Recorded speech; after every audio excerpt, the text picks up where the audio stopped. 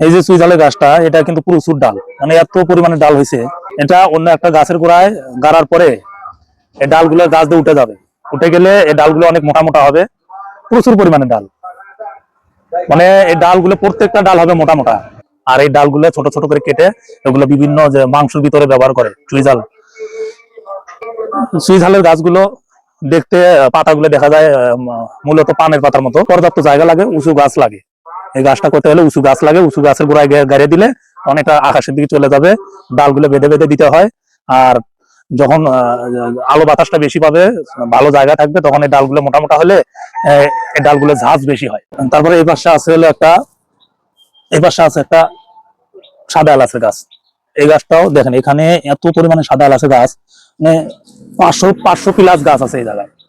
500-র উপরে গাছ হবে সাদা এলাচের গাছ। এই গাছগুলো কিন্তু ওই হলুদের গাছের মতো ছড়ায় ছড়ায় গাড়া লাগে। রোদ বাতাস পাইলে তাহলে এগুলোতে সাদা এলাচ ধরে। যেটা আমরা মশলার মধ্যে সাদা এলাচ ব্যবহার করি, এই সাদা এলাচের গাছ এটা।